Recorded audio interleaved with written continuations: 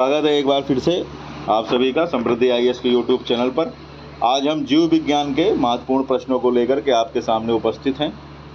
Polity की श्रृंखला चली रही है, ज्योग्राफी की श्रृंखला चली रही है, इसी के साथ साइंस की श्रृंखला भी हमने आज से शुरू की है।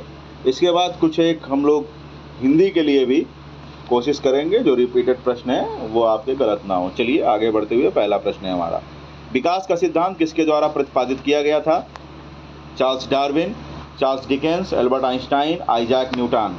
ये आपको बताना है विकास का सिद्धांत किसके द्वारा प्रतिपादित किया गया था, प्रस्तावित किया गया था, ये आपको बताना है। आसान प्रश्न है ये। तो विकास का सिद्धांत चार्ल्स रॉबर्ट डार्विन, इनका शॉर्ट में नाम था चार्ल्स डार्विन। चार्ल्स डार्विन ने विकास का सिद्धांत दिया था। आगे बढ़ते हुए इसकी व्याख्या हम लोग देख लेते हैं। इसकी व्याख्या में यही बताया गया है, विकास का सिद्धांत चार्ल्स डार्विन ने प्रस्तावित किया था। आइंस्टाइन ने थियरी ऑफ रिलेटिविटी, जिसको सापेक्षिकता का सिद्धांत कहते हैं।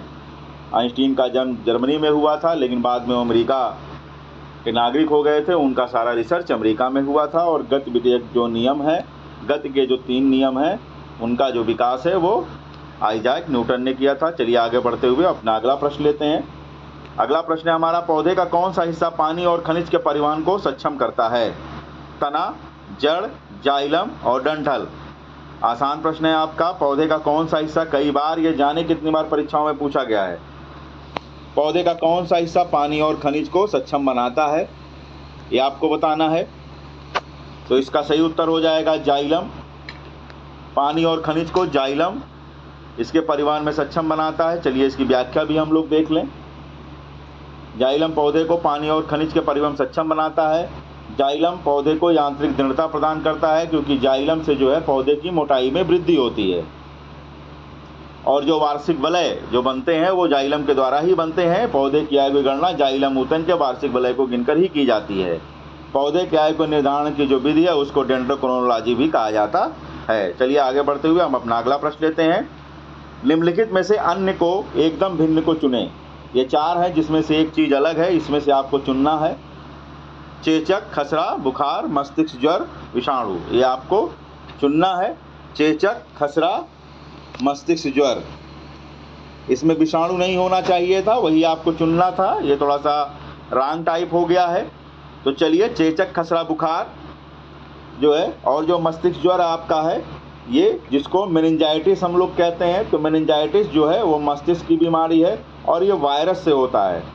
ये वायरस से होता है, बाकी सारी चीज़ें जो है ये वायरस से नहीं है। चेचक, खसरा, बुखार ये सब आपका जो है बैक्टीरिया से होता है, लेकिन जो है मस्तिष्क ज्वर वो मेनिंजाइटिस जिसको बोलते हैं, इसमें जो है मस्तिष्क का जो झिल्ली होती है उसमें सूजन आ जाती है, काफ़ी जानलेवा बीमारी है। तो ये आपका हो गया। इसमें से ये डी ऑप्शन जो है आपका सही हो जाएगा, इसमें से ये अलग हो जाएगा। चलिए आगे बढ़ते हुए अपना अगला प्रश्न लेते हैं हम। हवा के परागण को क्या कहा जाता है? वो परागण जो हवा से होता है, हवा के द्वारा किया जाता है, उसको क्या कहा जाता है? हाइड्रोफिली, पोलनोफिली, एनिमोफिली, होवोफिली, ये आपको बताना है। हवा के परागण को क्या कहा जाता है? हाइड्रो, पोलनोफिली, एनिमोफिली, होवोफिली, ये आपको बताना है। हवा के द्वारा जो परागण होता है, तो हवा के द्वारा जो परागण होता है, इसका सही उत्तर क्या हो जाएगा? इसका सही उत्तर हो जाएगा एनिमोफिली। एनिमोफिली, एनिमोफिली होता है हवा के द्वारा जो परागण होता है, उसको हम लोग एनिमोफिली कहते हैं। एनिमोफिली कहा जाता है। परागण क्रिया अनेक स्तरों में होता है, जिसमें से सबसे महत्वपूर्ण वायु के द्वारा परागण है। परागण क्रिया के द्वारा पुमंग और जायांग के मिलन से पौधे में फूल और फल बनते हैं।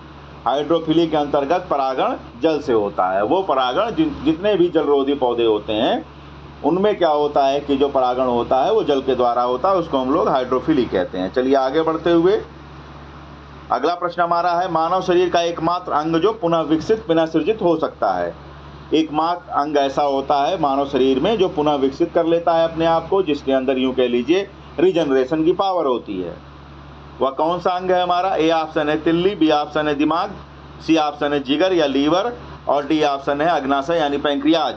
आप लोग जानते ही होंगे जो आपका जिगर यानी लीवर है लीवर के अंदर ऐसी क्षमता पाई जाती है, एकमात्र अंग है जो पुनः विकसित और पुनः सृजित कर लेता है अपने आप को। ठीक है, लीवर रिजनरेशन की पावर होती है। आजकल लोगों में फैटी लीवर खूब हो रहा है, खूब फैटी लीवर हो रहा है, और 3 प्रकार का होता है ये, फर्स्ट, सेकेंड और थर्ड के बाद लीवर सिरोसिस स्टार्ट हो जाती है। जो लोग वाइन बहुत ज़्यादा पीते हैं उनको लीवर सिरोसिस होने लगती है। उसके बाद लीवर जो है रिजनरेशन की पावर अपनी खो देता है। चलिए इसकी व्याख्या भी हम लोग देख लें थोड़ी सी। लीवर शरीर का एकमात्र अंग है जो पुनः विकसित और पुनः सृजित कर लेता है। शरीर का सबसे बड़ा अंग है, वजन 1.5 से 2 किलो होता है। लीवर से जो है बाइल यानी पित्त साबित हो जाता है। ठीक है, चलिए आगे बढ़ते हुए अपना अगला प्रश्न हम लोग लेते हैं। मानव शरीर में लैंगरहैंस के आइसोलेट यानी कि लैंगरहैंस की दीपिकाएँ ये कहाँ पाई जाती हैं? लैंगरहैंस के आइसोलेट्स कहाँ पाए जाते हैं? ए छोटी आंत, बी अग्नाशय, सी पेट स्टमक और डी है हार्ट। लैंगरहैंस की दीपिकाएँ आप सभी लोगों को पता है, लैंगरहैंस की जो दीपिकाएँ हैं वो आपके पैंक्रियाज में पाई जाती हैं। आइसोलेट्स ऑफ लैंगरहैंस ये पैंक्रियाज में पाई जाती हैं। चलिए इसकी व्याख्या भी हम लोग देख लें। मानव शरीर में लैंगरहैंस के आइसोलेट्स ये पैंक्रियाज में पाए जाते हैं। लैंगरहैंस की खोज लैंगरहैंस नामक चिकित्सा शास्त्री ने की थी, इसीलिए इसका नाम ही पड़ गया लैंगरहैंस।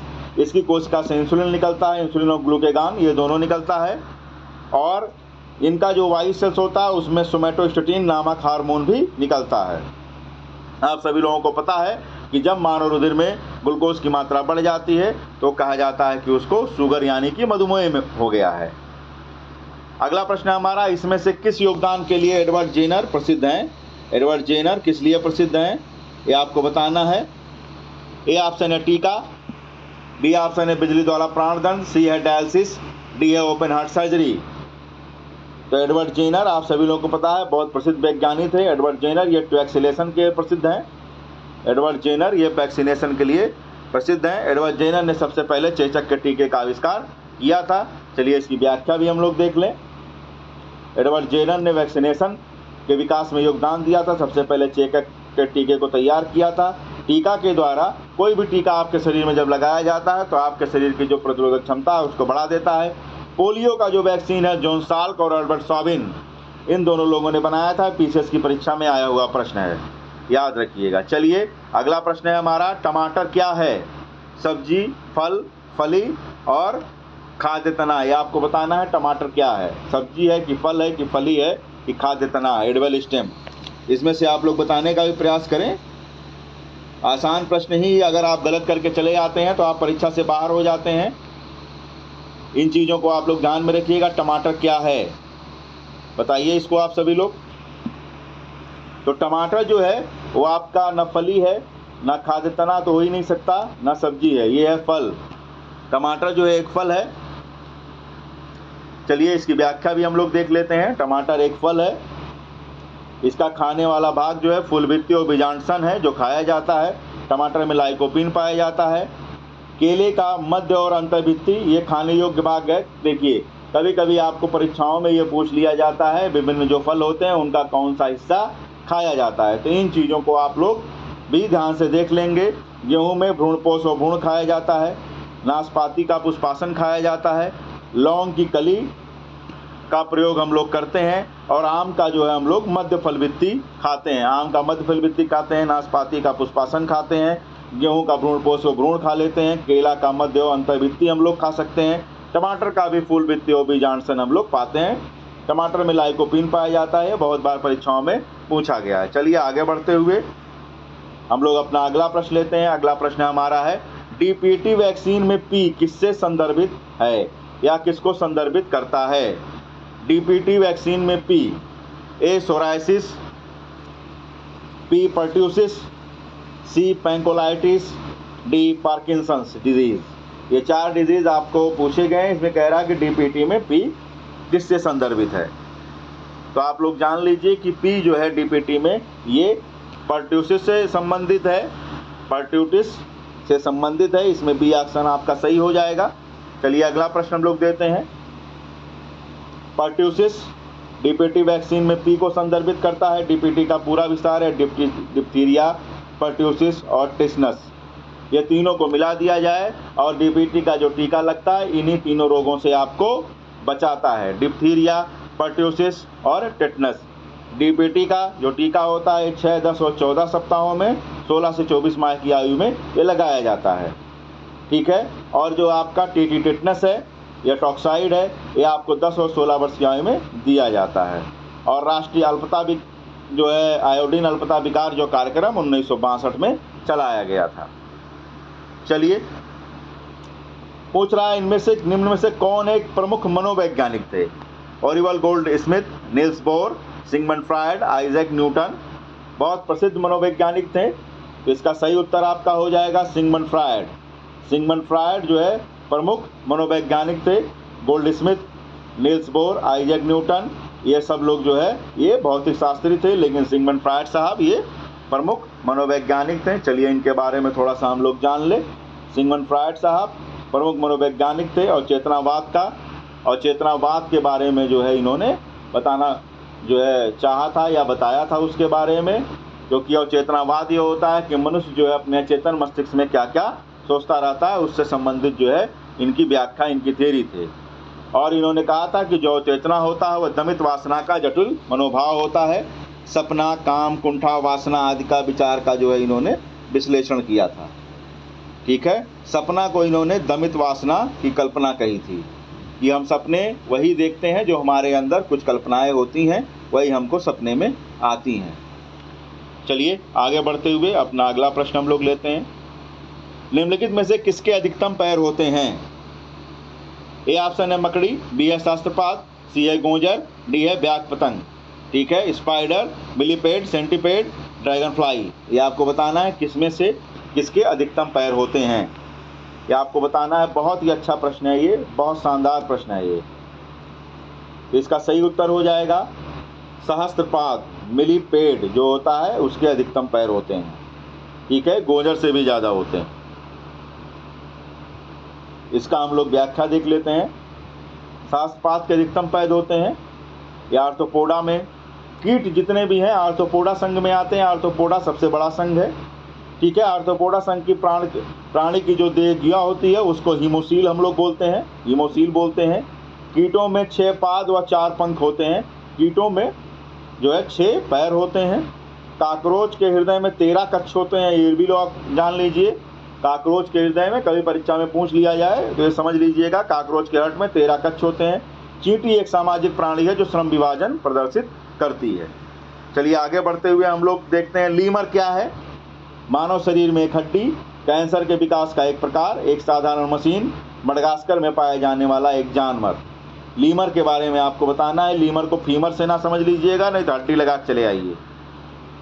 ऐसा कुछ नहीं है। लीमर ये आपका मडगास्कर में पाया जाने वाला एक जानवर है। लीमर, इसका जो सही ऑप्शन हो जाएगा, मडगास्कर में पाया जाने वाला एक जानवर है लीमर। और मडगास्कर हिंद महासागर में स्थित है। हिंद महासागर का एक द्वीप है। थोड़ी सी जागर की भी जानकारी, हिंद महासागर में अवस्थित द्वीप है। ठीक है। तो चलिए अगला प्रश्न हम लोग लेते हैं। निम्नलिखित में से कौन सी प्रक्रिया कार्बन डाइऑक्साइड के वातावरण से हटाती है? ठीक है। ये आपको बताना है कौन सी प्रक्रिया कार्बन डाइऑक्साइड के वातावरण को हटाती है, आपको बताना है। ए ऑप्शन है प्रकाश संश्लेषण, बी है बायोडिग्रेडेशन, सी है विद्युत अपघटन और डी है गैल्वेनाइजेशन यानी कि गैल्वेनीकरण। ये आपको बताना है। तो आसान है इसमें से छांटना। इसमें फोटोसिंथेसिस आपका हो जाएगा, क्योंकि फोटोसिंथेसिस के द्वारा सूर्य का प्रकाश जल, हरित वर्णक और CO2 के मध्य जो है ये होता है। प्रकाश संश्लेषण लाल रंग में सबसे ज़्यादा होता है। प्रकाश संश्लेषण की क्रिया के द्वारा CO2 का अवशोषण होता है और O2 को मुक्त किया जाता है। और ये जो O2 आती है ये H2O से आती है। एक बार परीक्षा में पूछा हुआ प्रश्न, CO2 ना लगा के चले आइएगा। प्रकाश संश्लेषण की क्रिया के द्वारा जो ऑक्सीजन मुक्त होती है वो H2O से आती है, ना कि CO2 से। चलिए अगला प्रश्न हम लोग लिखते हैं। न्यूरोलॉजिकल जन्मगत विकारों के कारण के रूप में जीका वायरस किसके द्वारा फैलता है? इसमें से पूछ ले रहा है कि जीका वायरस किसके द्वारा फैलता है। चूहे के काटने से, मच्छर के काटने से, सांप के काटने से, बंदर के काटने से। ये आपको बताना है। जीका वायरस अभी हाल ही में समय में बहुत ज़्यादा चर्चा में था। जीका वायरस तो चलिए, जीका वायरस जो है ये आपका जो था ये मच्छर के काटने से फैलता है। जीका वायरस ऑप्शन बी, ये मच्छर के काटने से फैलता है। चलिए इसकी व्याख्या भी हम लोग देख लें। इसकी व्याख्या काफ़ी इम्पॉर्टेंट है। न्यूरोलॉजिकल जन्मजात विकारों में ज्ञात जो है जीका जो वायरस है वो मच्छर के काटने से फैलता है। सबसे पहले यह बंदर में देखा गया था। सबसे पहले युगांडा के जंगल में बंदरों में यह पाया गया। इस रोग के लिए टीका बनाने का दावा किया जा रहा है, लेकिन अभी यह ज्ञात नहीं है कि टीका बन गया कि नहीं टीका गया। और जीका वायरस के द्वारा ये शिशुओं को खतरा काफ़ी बढ़ गया है। स्वाइन फ्लू भी एक वायरल डिजीज है। डेंगू मच्छर काटने से होता है। डेंगू के मच्छर स्वच्छ जल में पनपते हैं। इतनी जानकारी आप लोगों को मिल गई। चलिए अगला प्रश्न है हमारा। इसमें पूछा जा रहा है ग्लूकोमीटर के बारे में निम्नलिखित कथनों में से कौन सा कथन सही है। ए ऑप्शन कह रहा है ये एक चिकित्सा उपकरण है। बी कह रहा है ये एक गैर चिकित्सा उपकरण है। सी कह रहा है इसका उपयोग हवा में ऑक्सीजन के स्तर को नापने के लिए किया जाता है। डी ऑप्शन कह रहा है इसका उपयोग हवा में नाइट्रोजन के स्तर को नापने के लिए किया जाता है। ये आपको बताना है ग्लूकोमीटर। ठीक, इसको बताने का भी प्रयास कीजिए। ग्लूकोमीटर सबके घर में होगा आजकल। तो इसका जो सही आंसर हो जाएगा ये एक चिकित्सा उपकरण है। गैर चिकित्सा गलत है। हवा में ऑक्सीजन स्तर को नापने का भी गलत है। नाइट्रोजन स्तर को नापने का भी गलत है। तो एक चिकित्सक उपकरण है। चलिए इसकी व्याख्या भी हम लोग। ग्लूकोमीटर, ठीक है, इससे शुगर को नापा जाता है। चलिए इसमें कुछ और दिए गए हैं जो तमाम चीज़ें नापने के बारे में आपकी जानकारियां हैं, तो कभी इनसे भी प्रश्न आ जाता है। क्रोनोमीटर से जलयानों में समय नापा जाता है। डायनोमीटर के द्वारा उत्पन्न की गई शक्ति को नापा जाता है। फेदोमीटर समुद्र की गहराई नापी जाती है। ग्रेविमीटर से पानी के सतह पर तेल की अवस्थिति का पता लगाया जाता है। इसके गेज से बारीक तारों के व्यास को मापा जाता है। मैनोमीटर से गैस का दाब ज्ञात किया जाता है। चलिए अगला प्रश्न है हमारा। जब मानव शरीर का तापमान सामान्य शारीरिक तापमान से लगभग 2 से 3.5 फ़ारेनहाइट कम हो जाता है तो इस स्थिति को कैसे जाना जाता है। अच्छा प्रश्न है ये कि जब मानव शरीर का तापमान जो उसका जो है अपेक्षित जो तापमान है उससे अगर घट जाए तो इस स्थिति को कैसे जाना जाता है। ए बुखार, बी हाइपोथर्मिया, सी हाइपरथर्मिया, डी हाइपरपायरेक्सिया। ये आपको बताना है। बहुत ही अच्छा प्रश्न है ये। इसका सही उत्तर आपका हो जाएगा बी ऑप्शन, हाइपोथर्मिया बोलते हैं। जब 2 से 3.5 फ़ारेनहाइट कम हो जाए तो इसको कहते हैं हाइपोथर्मिया। और हाइपोथर्मिया जब हो जाता है तो हमारे शरीर की जो क्रियाशीलता होती है वो कम हो जाती है। तो घटने को कहते हैं हाइपो, बढ़ने को कहते हैं हाइपर थर्मिया। ठीक है। और जो मानव शरीर का जो सामान्य तापमान है आप सभी लोग जानते होंगे 98.6 फ़ारेनहाइट आप सभी लोग जानते होंगे। और जब 98.6 फ़ारेनहाइट से ज़्यादा टेम्परेचर हो जाता है तो उसको फीवर कहते हैं। चलिए अगला प्रश्न है हमारा। जैव प्रौद्योगिकी का तात्पर्य है बैक्टीरिया का तकनीकी अध्ययन, शरीर में रसायनों का तकनीकी अध्ययन, मानव शरीर में रचना के क्षेत्र में तकनीक का इन्फ्यूजन, औद्योगिक प्रयोग में सजीवों का प्रयोग। ये आपको बताना है। बायोटेक्नोलॉजी का तात्पर्य आजकल बायोटेक्नोलॉजी से संबंधित बहुत ढेर सारी खोजें हो रही हैं, तो ये आपको बताना है। तो इसका सही जो आंसर हो जाएगा वो हो जाएगा औद्योगिक प्रक्रियाओं में सजीवों का प्रयोग। बायोटेक्नोलॉजी तो आप जानते हैं बायोडीजल, बायोगैस, ये सब बायोमेडिसिन आजकल नया चल रहा है। ठीक है। तो इस तरीके से औद्योगिक प्रक्रियाओं में सजीवों का उपयोग जो किया जाता है उसी को हम लोग कहते हैं बायोटेक्नोलॉजी। चलिए अगला प्रश्न है हमारा।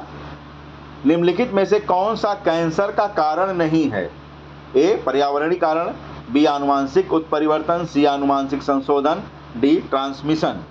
ये आपको बताना है। आजकल कैंसर का रोग भारत में बहुत तेज़ी से फैल रहा है, तो ये आपको बताना है कि निम्नलिखित में से कौन सा कैंसर का कारण नहीं है।